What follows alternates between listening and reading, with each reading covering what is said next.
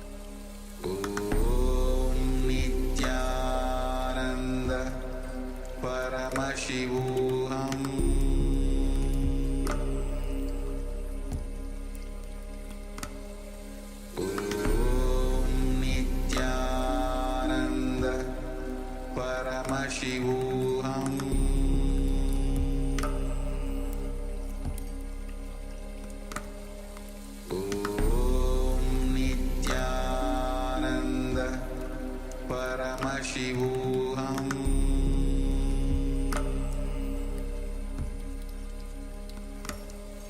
Om Nithyananda Paramashivoham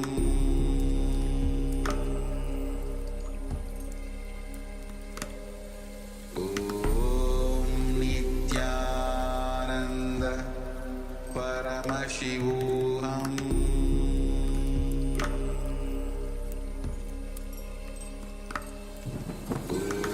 Om Nithyananda Paramashivoham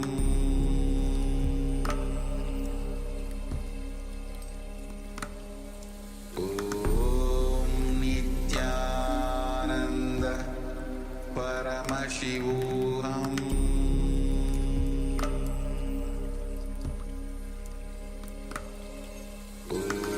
Om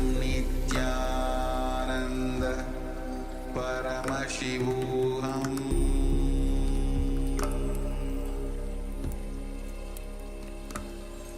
Om Nithyananda Paramashivoham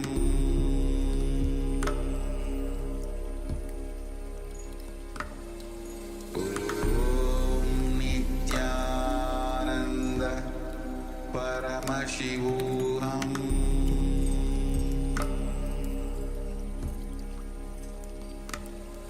Om Nithyananda Paramashivoham. Yes, now slowly. You can open your eyes, you can relax. Now, let's share what Swamiji revealed to you as you are manifesting the power of remote vision. Scanning the image that the acharyas are looking at. So please go ahead, take a moment and let us share. And then we'll be projecting the image that we were looking at.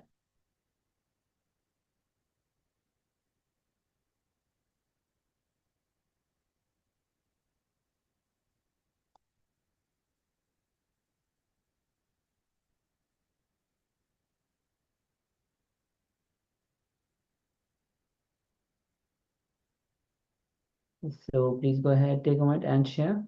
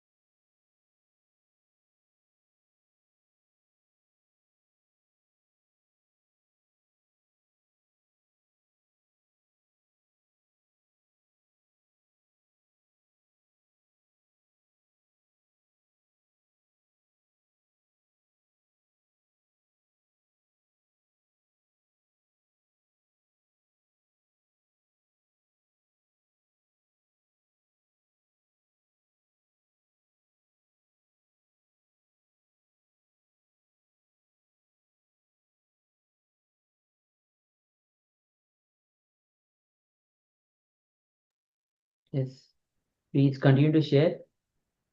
Shortly, we'll be projecting the image that we were looking at. Mahanandesh shares cloud, water, what? Golden building. Okay, thank you. Thank you, Sharima.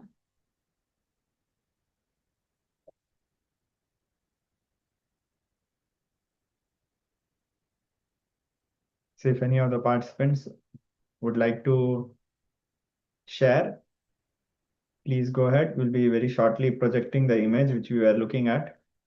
And also, Ma Anandeshwari, if you would like to add something, you can please add, Ma.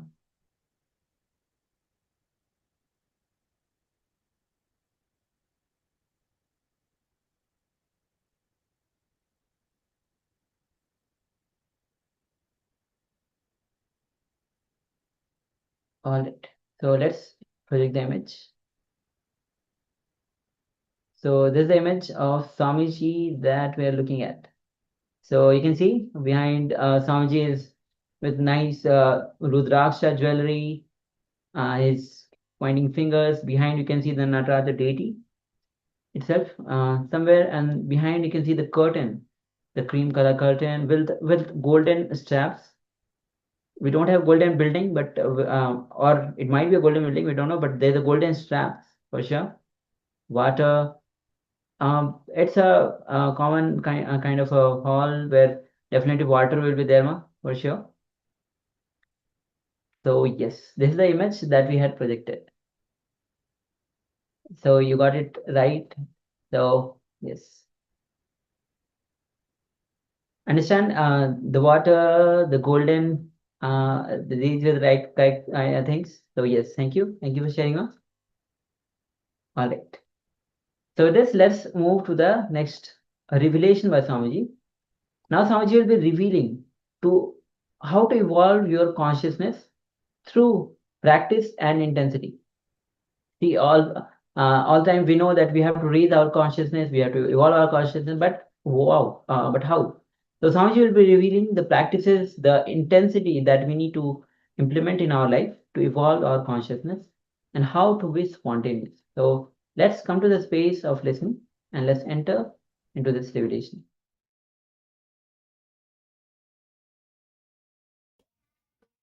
This is the continuity of last sutras.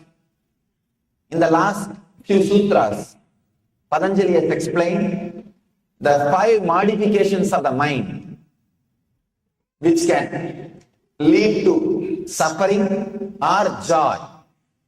The 5 modifications is right knowledge, wrong knowledge, imagination, sleep and memory. These are the 5 modifications. Please understand. Right knowledge, pramana. Wrong knowledge, viparyaya. Fantasy, imagination. And fantasy is vikalpa. Sorry, imagination is vikalpa. And fantasy is not the right word for vikalpa. Imagination is the right word for vikalpa. And sleep, nidra, and smriti, memory. These are the 5 things, 5 modifications of the mind which can lead to either pain or suffering. So Patanjali is saying in this sutra, relaxing from these patterns through constant and intensive practice of unclenching.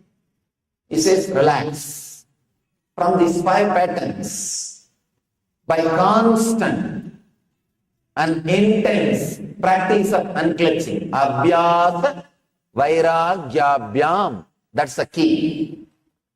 I can say we moved out of Jivan Mukti culture, Jivan Mukti tradition because of these 5 modifications.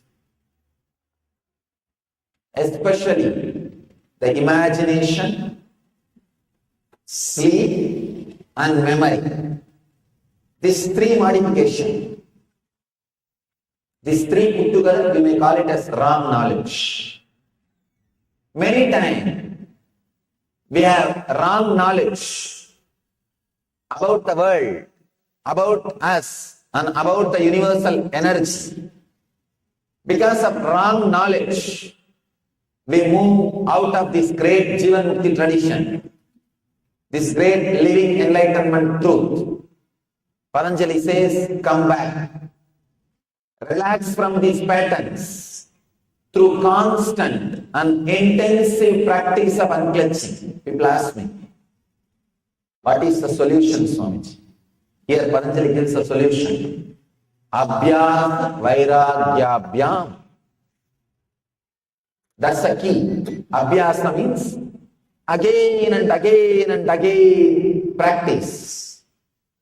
Vairagya means having the strength. Raga means attachment.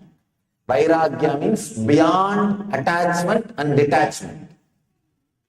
Raga means attachment. Araga means detachment. Viraga means beyond attachment and detachment. Not suppressing, Suppressing is araga. He says viraga, vairagya, understanding. Evolving yourself to a different consciousness, to higher consciousness. Please understand. At the age of 7, you are attached to your toys. Now, do you say you are detached from your toys? No. You are neither attached nor detached. You are evolved. You have evolved yourself from playing with toys. Now you don't say, oh, it's so difficult for me to renounce my toys. No. You don't say, it's very difficult, I have to suppress myself, control myself, and throw the toys, hide it, or I have to escape to the country where toys are not sold. No. You just evolved yourself to the higher plane, to the higher consciousness. You evolve. So, vairagya with the toys have happened. Same way, raise yourself to the higher consciousness by constant practice, constantly remembering, constantly living these great truths, this great tradition, these great ideas. I can say the ultimate technique for achieving the truth is intensity. That is what Patanjali is saying here. Be intense. Remember, all the good things happened in your life is because you are living the Jivan Mukti tradition. All the bad things happened in our life is because we moved in few places away from the tradition. Remember this. Intensify. Intensify. Abhyasa and vairagya. As Patanjali says, come back. Come back. Come back. Through constant remembrance. People come and tell me, Swamiji, I am not able to meditate. I ask them, how many times you tried? No, 3 times I sat for 5 minutes.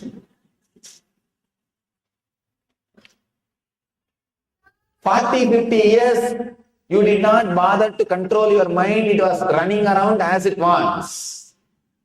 How can you think? How can you expect it to settle down in 5 minutes of 3 sessions? Then if I dig deep, did you sit at 5 minutes continuously? No. Between I attended 2 phone calls and twice my husband called. Once my child was crying. Then where is the 5 minutes? This is what is our abhyasa. This is what is our vairagya. Please understand. This is what is our abhyasa, patience. We don't have patience. We don't have intensity. We don't wait. We don't wait and attend the whole thing. We don't wait and imbibe the whole thing. Small story about the patience. Wife calls husband. Husband picks up the phone between the work. And he said, I'm in between my work. I don't have time to chat with you. She said, no, I'll just take 2 minutes. I want to tell you something important. This guy says, no, I don't have time. I don't have patience. Quick. She says, I have good news and bad news. Which one you want? He said, I don't have much time. Tell the good news. She said, I found out the airbag in our car works.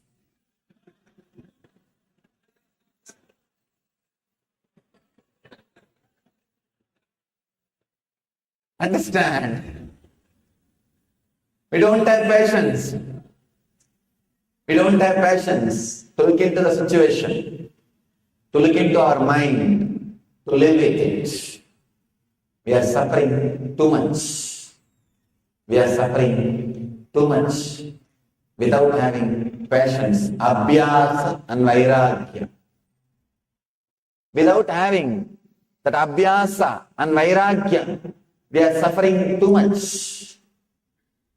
And unable to look into the truth, unable to see into the truth.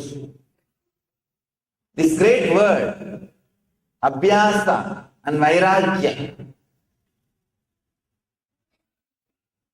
you can say, this is the essence of all spiritual practice, all rituals, all traditions, all the things we do is just to create, cultivate Abhyasa and Vairagya, intensity and patience.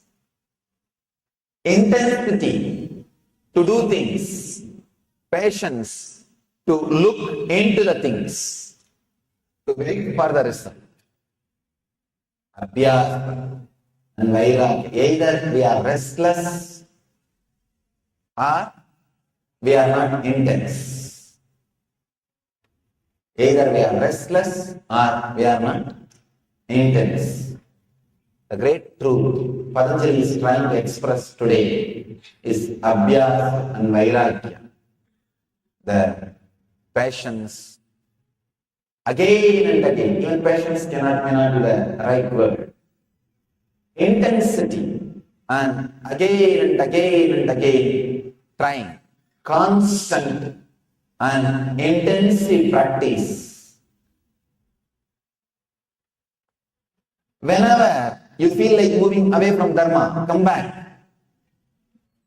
People come and tell me, Swamiji, I want to give up this habit.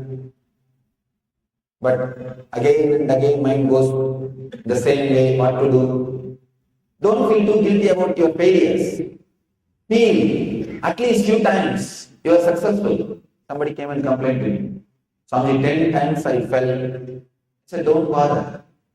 11 times you stood up. That is why 10 times you fell. Remember, 11 times you stood up again. So remember and encourage yourself that so many times you are successful. So many times you are successful. Encourage yourself. Create the intensity. Create the constant practice. The Abhyasa and Vairagya. Let this become part of you.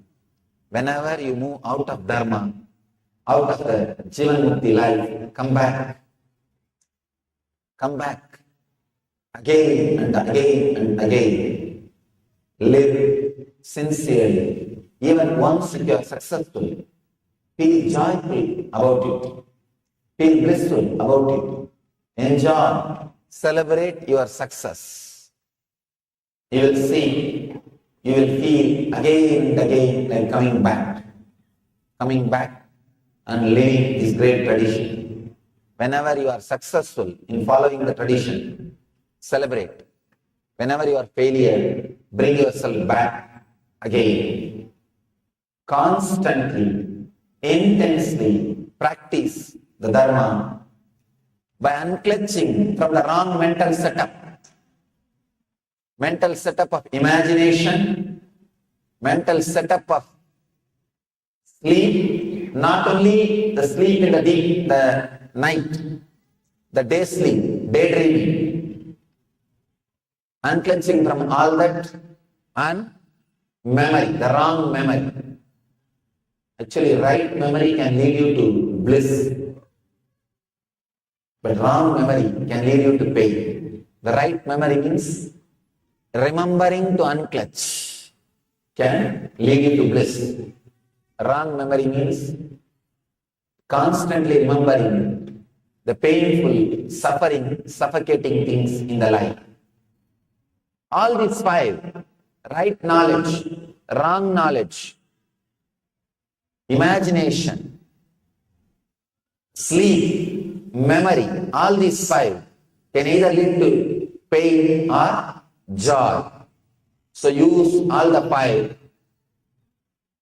to go to the joy, to reach the bliss by constantly, intensely practicing unclenching from all these five modifications. Practice continuously unclenching. Let me describe this unclenching. This is the ultimate technique. from our Vedic tradition. Whenever a thought comes, don't give meaning to it. Just remember to come back to the source from which the thoughts are coming. Relax into that silence from which the thoughts are arising.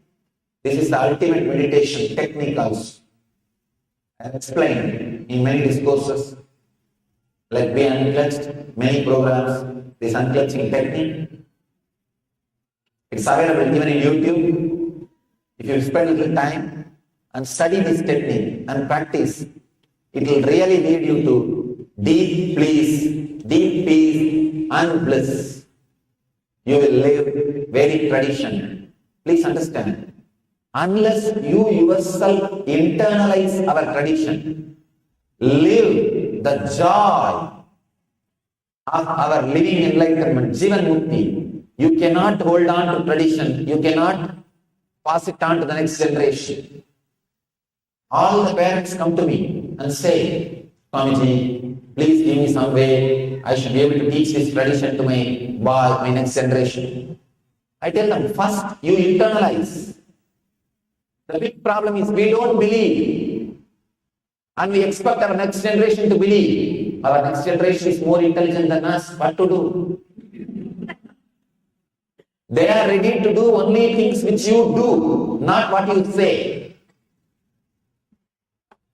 If they see you are joyful, internalizing this tradition, you are living Jivan Mukti life, they will naturally take up.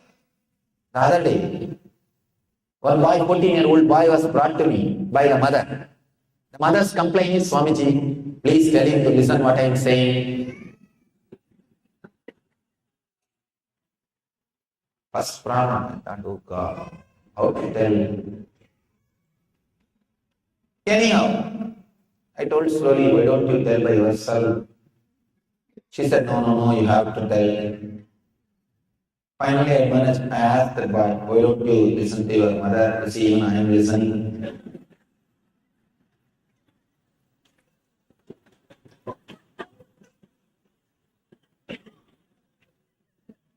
That guy was so sharp. He said, Swamiji, she herself is not happy. If I listen to all her ideas, I will also be depressed like her.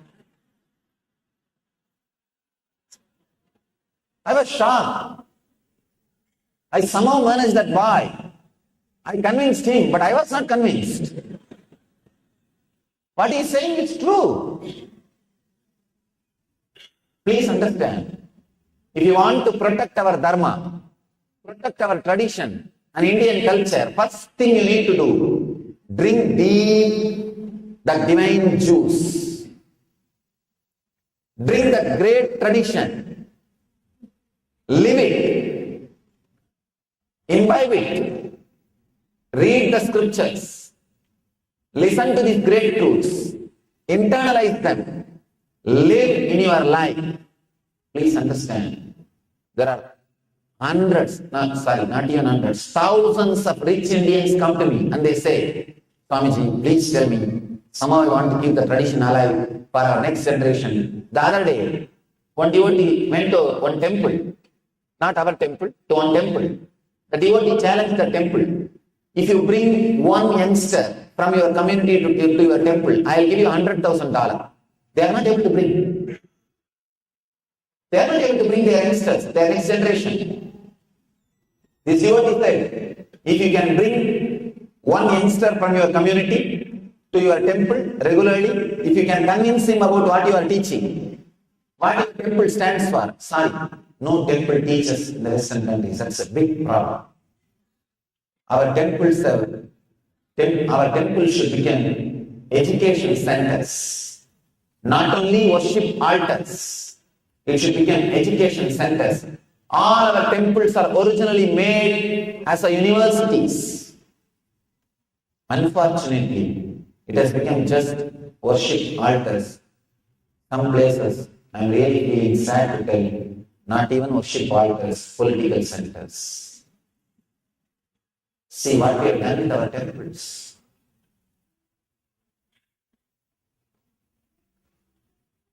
Hundreds of rich Indians, they come to me. Swamiji, please tell us some way how to transmit this tradition to them, how to give the family values to them, what to do. I tell them, come on, it is time. You internalize. You internalize. Internalize these great truths and show, because of these great truths you are living happily. The Vedic identity, the Vedic inner software as a utility value, prove it in your life. Only then they are going to take up, not otherwise. Hundreds of youngsters come to our temple. I ask them, why do you guys, you come here and you don't want to go to some temple or you don't want to do other traditions, but why are you here around me? They say, Swamiji, many places we are put up by seeing the politics. The moment they see the politics, they lose respect for our tradition. The whole respect is lost. Please understand, all we need is we internalizing these great truths. Run the temple for God, not for our pride. Run the temple to hold on to this tradition. Run the temples as an education centers. Run the temple to spread these great truths. When we internalize, we ourselves feel enriched, empowered, enjoying, radiating these great truths, this living enlightenment, this Jivan Mukti. Our next generation will be inspired. Your whole society with which you are living will be inspired. You will also feel like supporting this Dharma. Please understand, I have seen thousands of people trying to protect the Dharma without using it. Slowly, they lose the interest to protect, or it becomes political power game. It becomes power game. Only if you yourself imbibe by practicing, if you yourself become a meditator, you yourself live these values, only then you will have constant inspiration to protect this Dharma, protect this tradition, and share it with the next generation. I invite all the sanghas, organizations which are interested, which are working to protect Dharma through various ways. I invite them first experience it. Only then you will have constant inspiration to protect it. Only then you will understand why you should protect, what you are protecting, or what you want to protect. Only then you will have inspiration to share it, to transmit it to the next generation. So, you yourself practice little meditation, practice little yoga. One sad part I saw, yoga is accepted so much all over the world. Patanjali is the greatest spiritual master.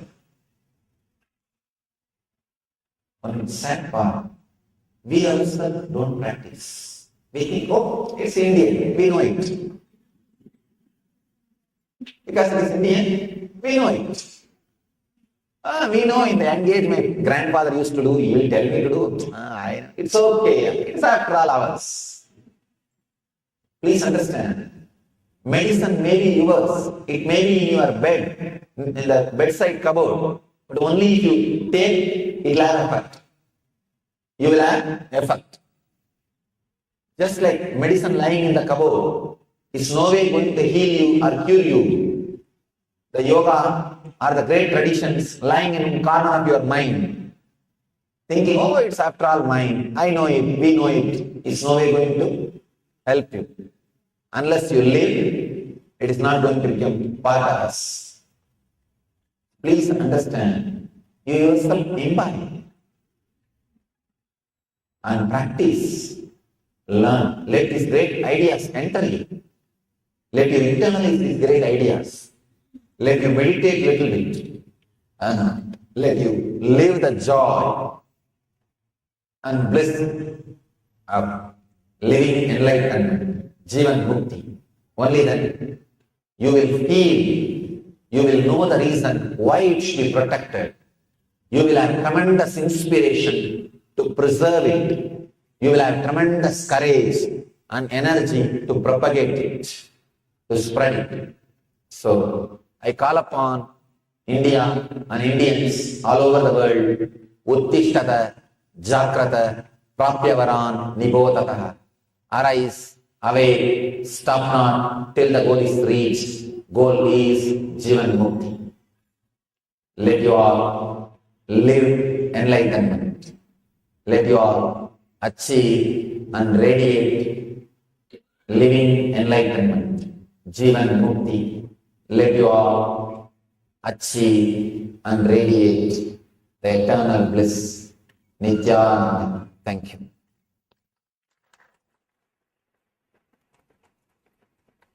This absent-minded, it's my favorite subject because I suffer only with this problem with all my disciples. I can say this is one of the obvious, visible gap between a disciple and the master. Not only in the spiritual sense, I can say even a follower and a leader. Anybody can do 80% of the work. Person who is not having absent-mindedness or who is aware to do that last 20% only becomes a leader. Please understand, I am defining a leader. Leader is a person who doesn't have absent-mindedness or is able to do the last 20%. He is the leader. That 80% running everybody can do the race. The last 20% who runs, he is the leader. So I have a story. An elderly widow and a widower had been dating for 5 years. He finally asked her to marry him. All these jokes, when I come here, I pick up from the American books. Because many jokes I tell here, the Indians can't relate. Even the last joke I said, a professor missing his house and trying to find out. This joke nobody will understand in India. Because if he misses his house, anybody in the street will tell where you are living. See, the whole street will know who are all living in that street. No, really. See, at least in the village where I am, I know every house. Their name, their kid's name. I know everybody. And not only that, who is having what all with whom. Everything. That's a lifestyle. Sometimes many stories I tell here, all this whole thing goes to India also. Now this time they made live streaming. All over the world people are watching. Many times these brahmacharis, they ask me, Swamiji, we didn't understand that story at all. Many stories they can't understand because in India, even especially when I was in the village in which I was born and brought up, it's like a 4th street, all cousin brothers and the whole village, practically the whole village will be relative, directly or indirectly. Kids will go into any house and eat anywhere and sleep anywhere. Once in a week they will take attendance. And they know all are there. Once in a week, the Friday they will all supposed to go to temple. They will all go to the temple. That time they will take attendance. That's all. The huge house. If somebody gets married, they will give a room. That's all. And it doesn't belong to anybody. I still remember once they wanted to sell the house in which I was born and brought up, one portion they wanted to sell. They were searching for a document. Finally they realized for 90 years nobody is bothered to find out the document or whose property it is. 90 years before the grandfather was there, in his name document is there. Means for last 90 years nobody questioned whose house it is. Everybody was living. Can you imagine? 90 years means 3 generations. Nobody asked, no conflict arose, whose house it is. Who is the owner of the house? Nobody questioned. That head of the family, he is there. Whenever some girl gets married, one part of the jewel is given. When a boy gets married, a room is allotted.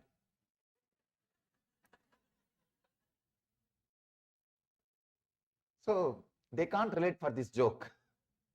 Anyhow, I don't know whether they can relate or not. You can relate. Especially elderly widow and widower dating for 5 years, they can't understand. This itself will be a joke for them. They don't need a punchline.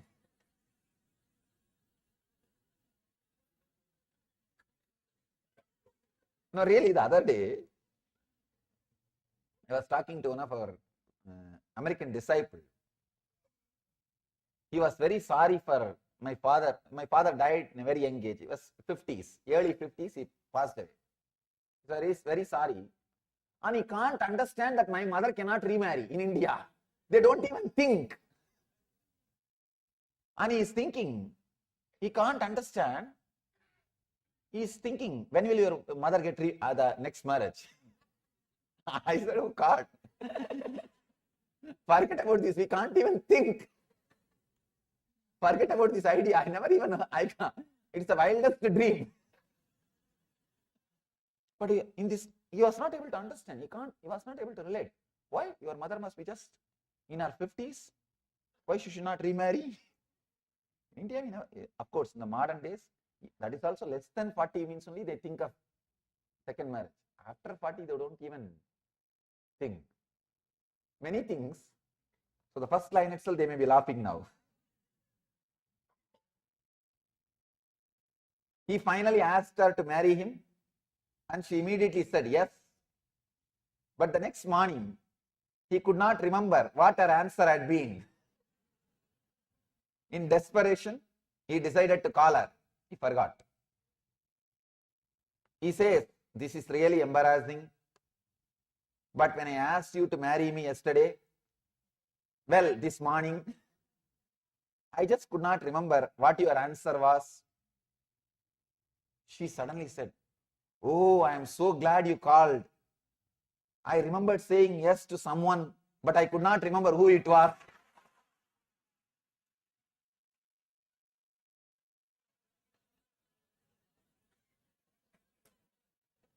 I think that would have been the ultimate marriage.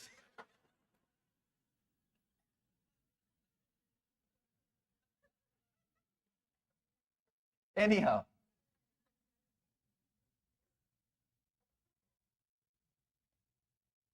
different levels of absent-mindedness. When you are absent-minded, internally, you are caught in addictions, not only addiction to the alcohol or drugs or smoking, not only that kind of addictions. Many addictions, even shouting, freaking out.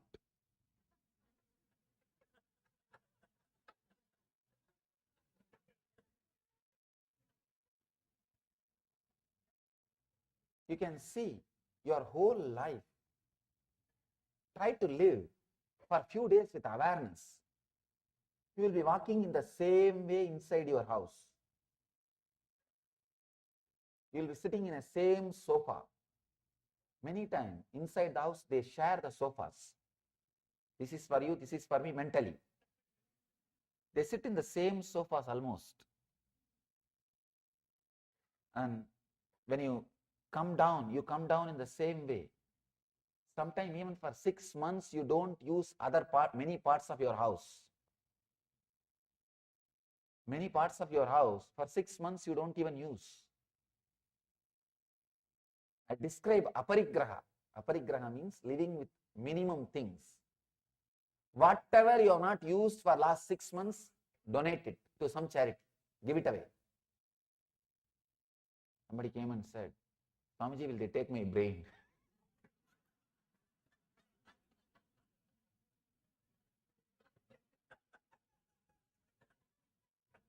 I said, that won't be useful for them.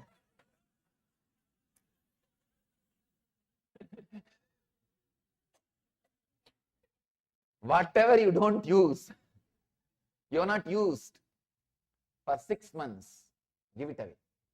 In that case, many part of your house, you are allowed to give it away. Don't use means absent-mindedness. Forget about parts of your house, even parts of your body. No, really. You don't feel you are alive inside your body completely. It's all lying there because you cannot disconnect it. Because it is all already connected, it is coming with you wherever you are going. Otherwise, you yourself are not aware. Many times, you are not aware of your hands. You are not aware of your legs. It is there. Because it is there, it is there. You are breathing. You are not aware. Your digestion. People come and ask me many times about diet. I tell them, you are eating, you are digesting, you are asking about me about your diet. What is going on? I can't understand the concept of asking about your diet to somebody. When I tell them, they say, what is this, Swamiji? That is the way. You only have to suggest about diet.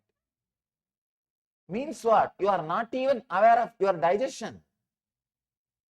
Be aware for next 10 days when you eat particular things. Be aware how you feel in the stomach, how you feel with the whole process of digestion, cleaning. You can very clearly decide which one makes you feel comfortable, with which you are happy, which one makes you feel relaxed. That's all. You say, no, how can this be so simple? It is that simple, that's all. Many times, I feel there's a big gap between me and the others. Now, when I say these things, people say, no, he doesn't know much. How can this be so simple? Just eat and you are digesting after all.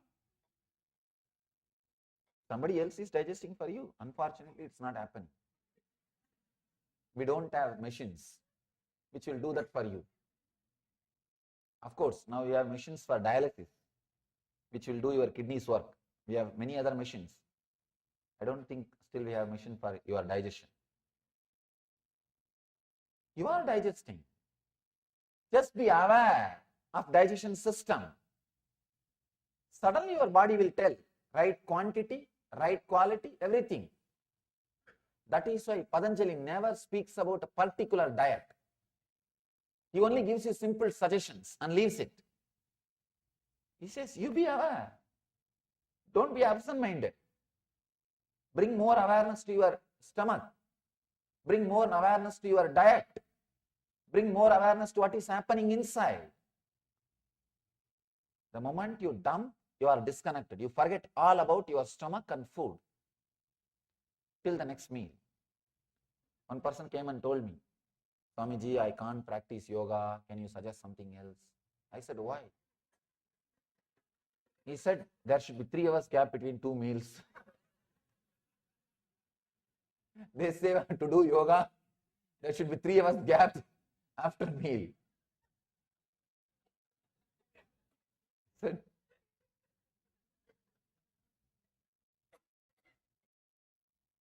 then he asked him, he said, 3 hours after the end of the meal or beginning of the meal?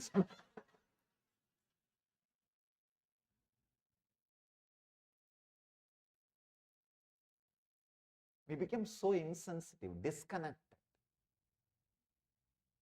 I want you to remember this only one word. Nidra means disconnected. There are so many definitions of Nidra. This one definition, carry this one definition. Internalize, internalize, internalize. Till you come back tomorrow. Just internalize this one idea. Let this one idea ring inside you. See the sutras, there are 199 sutras. Earlier, the devotees were requesting, please Swamiji, if you talk on 5-6 sutras on one day, we can complete the whole thing in this tour. I said no. I don't want to finish talking just for the sake of talking. At least the batch which is sitting in front of me should experiment with this. That is why I took up only one subject per day. Today is Nidra. Analyze the different dimensions, different aspects of Nidra. You have 3 kinds, 2 ways of sleeping, means 6. Waking sleep, dream sleep, sleep. In that waking sleep, 2. One is external and internal. External is responsible for losing all the outer world things. Internal is responsible for all addictions. Many times you decide, you don't execute. Means what? The vow, the strength, the sankalpa which has happened in your system is disconnected before even it spreads your whole body. For example, you decide, let me stop smoking. That sankalpa, it travels through your nervous system. Before even it occupies your whole body and brings it under the control and becomes an action, it is broken. The nidra has happened. The pass has happened. Your screen has gone into power saver mode. Because I am struggling with this Kindle. Every 10 minutes it goes to power saver mode. Your system goes to power saver mode. Understand, you don't have to save power because you are not connected to battery, you are connected to electricity directly. This machine has to save power because it has a battery. But you are connected to cosmos without socks. I was walking in India and did a Padayatra this January. I'm filled with so many memories and experiences of that wonderful Padayatra. Because I went to live with the villagers. After my mission started, first time I'm going back to villages and living. 9 years I lived with them before the mission started. 9 years I spent my life with Indian villages. I can say that is the best place to live on the planet Earth. Best place to live on the planet Earth is Indian villages. Indian villages. Especially where the TV has not penetrated. I can say still at least 10,000 villages are there in India. They don't know who is the Prime Minister or President of India. I'm not talking about America or other country. They don't know who is the Prime Minister or President of India. And not once police has entered that village. Not once anybody from that village has gone to any court. They don't have any connection with law enforcement department and government of the country. Not a single one would have even heard about the word tax. Forget about paying. They wouldn't have even heard about the word tax. I can say at least 10,000 villages are there still in India. Totally 4,60,000 villages are there in India. At least 10,000 are there. They are there. Living the Dharma. The Swami of that village takes care of the whole smooth flow of everything. They live. I went back to live with them. Somebody from the different tradition came. I was walking without shoes. How can an enlightened man walk without socks directly touching the ground? I said, what do you mean? Only an enlightened man has to walk on the ground, touching the ground, because earth will feel blessed. He says, no. Earth will suck the energy. Whenever I walk, I feel depleted. I said, foolish idea. Stop believing these ideas. One important thing. If you start believing some idea strongly, you will start experiencing it. Stop believing the idea that you will be drained of energy.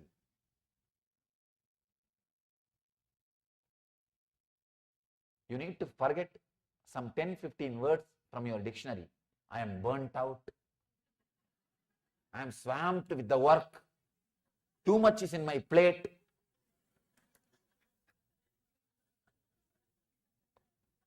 All these foolish words. I am so happy my brahmacharis don't know all these words. Really.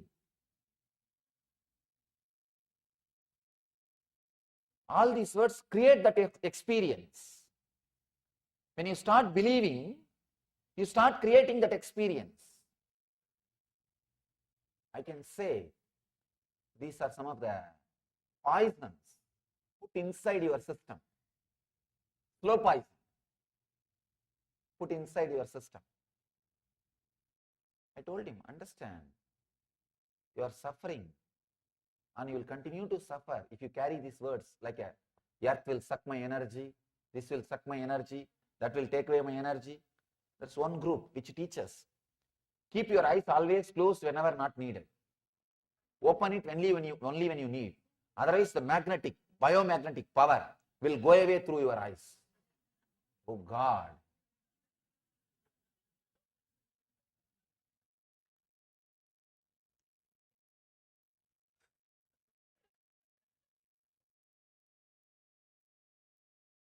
Live as intensely as possible.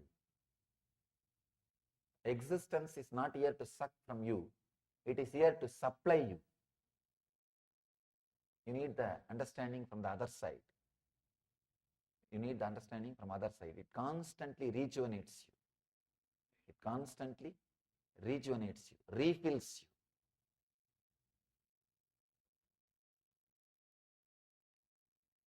The disconnection which happens inside is responsible for addiction, dullness, and unable to keep the intensity in your life. When a vow happens inside you, before even it penetrates your whole system and takes over your system, the pause has happened. The break has happened. You have gone to pause mode. Don't pass life. Don't pass your life. Remember, whenever the pause is happening, and try to be more aware. That's enough. Just be a little more intelligent. That's what I am saying, nothing else. The essence of whole thing is just be a little more intelligent. That's all. I am reminding the same idea every day in a different angle.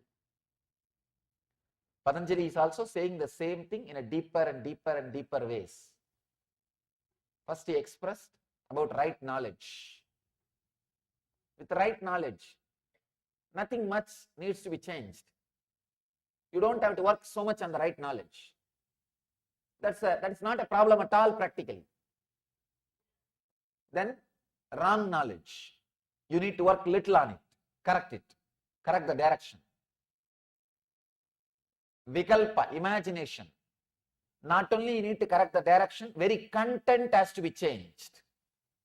With the wrong knowledge, it's only wrong direction. With imagination, the very vehicle which you are sitting is wrong. With wrong knowledge, you only need a navigation. With the imagination, the very vehicle on which you are sitting is wrong.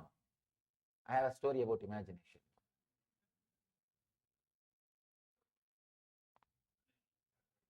One guy brings his brother to the hospital and says, "Sir, he thinks he's a lawnmower for last 8 months. Doctor said, "Why did you bring him so late? 8 months, what did you do?" No, just yesterday my neighbor returned him back." With imagination, very content needs to be changed, not just direction. With wrong knowledge, only the direction needs to be changed. With imagination, very content needs to be changed. The subtler than that, next level, sleep, very road needs to be changed. The very road needs to be changed. That's a nidra. Subtler and subtler modifications of the mind on which you need to work. The second level nidra, dream sleep. Please understand the dream sleep. The dream, you can see, you completely have that confused identities. It is not chronologically clear. Sometime you will feel you are going to your school with your wife. Of course, in some countries it happens. Means the mixed identity. You will experience some incidents which happened in the 50 years age and 20 years age, you will confuse it and you will see that in dream. Means in the dream sleep, even in the dream, you miss the continuity. Even in the dream, you miss the continuity. There is one great tradition, spiritual tradition in India, worked only on dreams. Just on dreams. One tradition of Vedanta, they are called Aghoris. They work only on dreams. They master dreams. Even Tibetan Buddhism, one branch of Tibetan Buddhism, work on dreams. They work on dreams. They master dreams. They call it dream creation. There is a village belongs to Aghori Sampradaya in Madhya Pradesh. The Aghori Swamis live there. Of course, householders also live, but they all believe in the Aghori tradition. Aghori means compassionate, soft. Gora means wild, violent.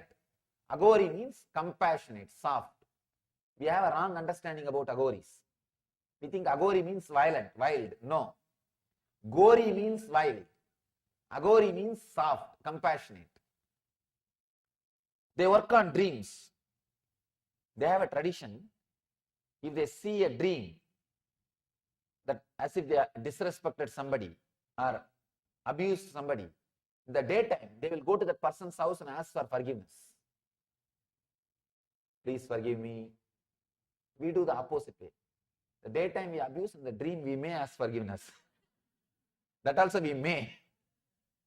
With them, even if they disrespect somebody in the dream, they go and apologize that person. They believe the dream is an extension of waking state. If you are not daydreaming or falling asleep during your waking hours, your sleep, your dream also will be continuous. You see, if you are able to maintain that continuous flow during the waking state with your awareness, in the dream state also, you will be able to maintain that continuity. They use that dream state to solve all their problems, to find out the mysteries of the planet Earth and the universe. This great mathematician Ramanujan from South India, he had mastery over dream. Any problem, he will just contemplate in the night and go to fall asleep. In the dream, he will have solution. Next day morning, he will just repeat the solution. He doesn't know the way how he settled. He says, I don't know the method, but I know the result. That's why somebody started suspecting that he may be stealing the answers from others. If somebody asks, how do you know the answer? He's a great devotee of Solingapura Mahalakshmi. It's a Devi, Lakshmi Narasimha. Narasimha is the incarnation of Vishnu. A great devotee of the Lakshmi Narasimha. He says, though Solingapura Mahalakshmi told me, that's all. He has mastered the dreams. If you are able to be aware, even while the dream continues, you will use your dream to enrich your life. Please understand, if you can master this art, God, I can say, your whole life will be totally different. You can achieve straight away whatever you want. Mastering your dream means being aware even while you are dreaming. Not letting that breaking or the past happen while you dream. You may ask how to do. There is a beautiful technique, very powerful technique from Tantra. Visualize something which you like. Even Patanjali speaks about the technique. He gives in Vibhuti Pada. He gives in next Sadhana Pada and Vibhuti Pada about the technique. Whatever makes you feel very pleasant, something, if some person, if you feel very pleasant by remembering your master, or by remembering your beloved, or by remembering some scene like a beach, if you feel very pleasant about somebody or something, just remember that alive inside while you fall asleep. Lie down in your bed, just remember that alive, vivid, visually, in multicolor, 4 dimension, vividly remember, and continue to be with that till you fall asleep. Try this just for 10 days. You will see that vivid picture, vivid visualization, that vivid experience will penetrate your dream state within 10 days. And that will continue to be there throughout your dream, means you have mastered the dream. You may think, how can in just 10 days? Try, you will see. But only one condition. You have to choose something which really makes you pleasant. By remembering which you feel very pleasant.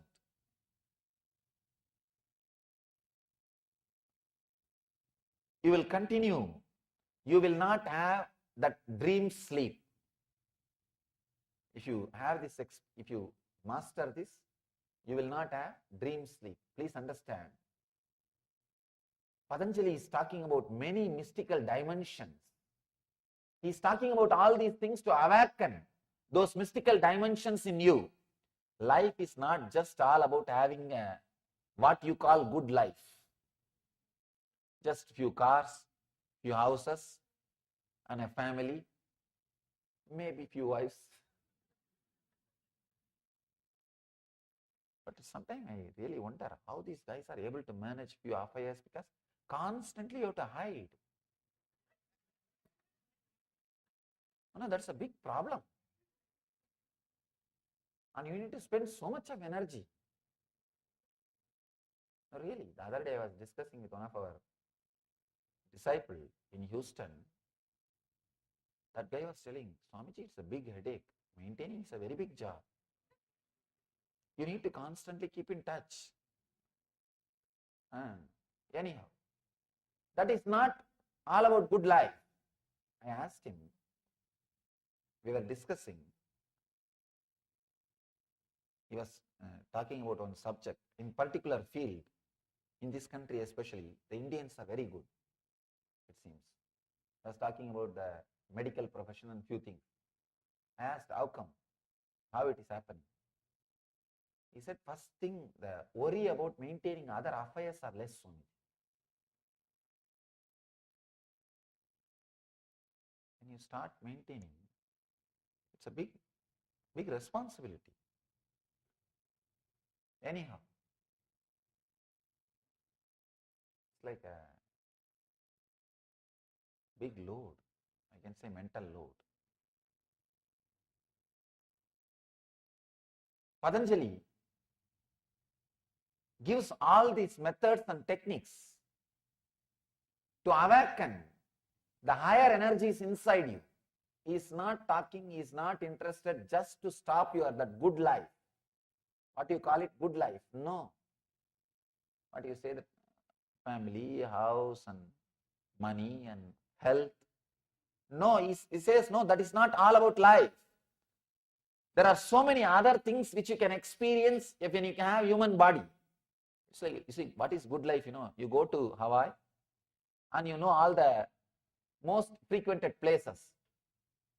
You stay there for a few days and you see only those few places and come back. That may be equated as a good life.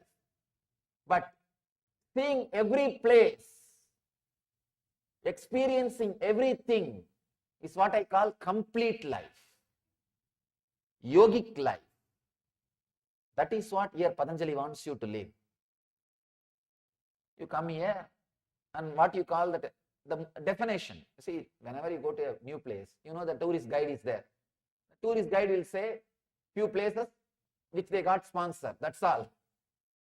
They would have got sponsor from few people about those few hotels, few restaurants and few beaches and few places they will talk about, and you do that one or two things and come back.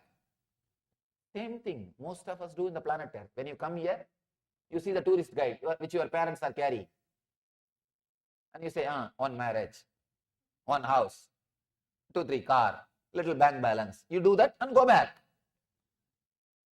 Understand, that is not complete life. There are so many things which are hidden, deep secrets, which needs to be lived. Awaken those energies, those possibilities. Especially if you can stop that dream sleep. So many things can happen. Even in the dream sleep, there are 2 subtle categories. When you are dreaming, the discontinuity which happens with a dream and the discontinuity which happens with inside you. Just like in the waking state, 2 dreams, 2 sleep. The waking state, you have 2 sleep. Sleeping in the action, sleeping in the thinking. Same way in the dream state. Sleeping in the dreaming, sleeping in the thinking. The next is sleep. This is the ultimate sleep. Understand? You may think, what can we do about sleep? If you work on the dream state and go deeper and deeper. See, if you are working on the dream state, let me explain this very clearly, how to work on the dream state. If you are interested in working on the dream state, take up this technique. It will be very powerful. Every day I am going to talk about the techniques which Patanjali is expressing. If you can work, continue to work that day itself. If you can't, at least play with some technique, 1 or 2, you will see new doors opening. Working on the dream, as I told you, take up a pleasant object or a thing. If it is a person, it will be really nice because you can easily meditate on him, connect with him, feel him. Feel him inside your inner space, visually, alive. Just go to fall asleep with that one intense visualization. In 10 days you will see, he is there continuously. You will see his form in the dream. Clearly, in multicolor. Means you have mastered, you have created a continuity in the dream. Now you have mastered how to avoid dream sleep. If you continue the same thing, maybe after 3 months, in the deep sleep, you will have his presence, energy, but not the form. When you wake up, you know you have been with Master throughout, but you did not remember his form, that color, that hair, you did not remember all that. But you know for sure you are with him. You have been with him whole night. Please understand, this is what is real Shivaratri. This is what is real Shivaratri. Krishna says in Gita, yogi is a person who does not sleep when everybody sleeps. This is what he means. You are awake throughout. Your consciousness is awake throughout. Try this technique. You will master waking sleep, dream sleep, and sleep. You will have that continuity in all 3 states. That is what we call Turiya, 4th state. If you are continuous, unbroken in all 3 states, you experience, what you experience is called 4th state, Turiya. By describing the sleep, Nidra, all Patanjali wants us to understand is the subtle state where thoughts are not visualized is sleep or Nidra. Now, try to be continuous throughout the Nidra, not only the sleep which is happening in the deep sleep time, the sleep which is happening all the 3 times. Be continuous so that it can lead you to joy. If you are not maintaining that continuity, if you are falling asleep, day sleep, dream sleep, deep sleep, it will lead you to more and more anguish and pain, which is happening in all of us, which is happening in our life. To understand, try to maintain, try to create the continuity. People ask me, if I am continuous, then how will I rest, relax? Understand, that continuity itself will be such a deep, restful awareness. It will not be restless awareness. Don't think, it will be like a load on you. Sometimes if you don't fall asleep if you don't sleep in the night, early morning you feel tired. It will not be like that. In that time, you are not slept, but you are thinking continuously, all broken ideas. It's like a garage sale. You collected all the things and you are completely confused with your objects. How to organize and how to market and how to price it, and you are suffering with it. Please understand, if you have not slept and early morning you are tired, you have done garage sale whole night. Whole night you have been doing garage sale. I am not talking about that mode. If you are create that continuity, that very continuity will be the deep, restful awareness. I can say that is the ultimate break you can give for yourself. Now, you don't have break. Break is not under your control. The continuity is the ultimate break. It looks paradox. Please understand. It looks paradox. Now you think you have a break. You have a break sleeping, dream, waking. You think you have a break. That is not a break. Continuity. Having the continuity, mastery over the break is a break. Understand? Now there is a break, but you don't know when it will break. Mastery over the break is the real break. I have a story for you about break. A huge fire broke out near a farm. The county fire department were called out, but the blaze was too big for them to tackle. So a call for additional assistance was made to a part-time volunteer force. The volunteer brigade turned up in a dilapidated old truck which spluttered along the track leading to the fire. The county fire chief was about to apologize to the farmer for the embarrassment the volunteer force was causing, when to his amazement, the volunteer truck fearlessly drove into the very heart of the fire. Within minutes, the center of the fire was extinguished, breaking the blaze into two controllable sections. An hour later, the entire fire was out. The farmer was so impressed that he immediately presented the captain of the volunteer force a check for $1,000. The local newspaper man asked the captain what he was going to spend it on. The guy says, "I'm going to get the brakes on the damn truck fixed."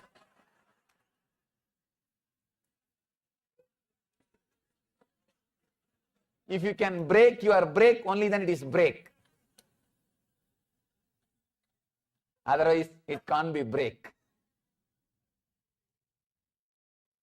If you catch that continuity, you can break at any time. You can break at any time. The brake is under your control. So, let us break now. Understand these great ideas from Patanjali. Experience these meditations and catch that continuity, fourth state. Living in the fourth state is what I call living enlightenment, Jivan Mukti.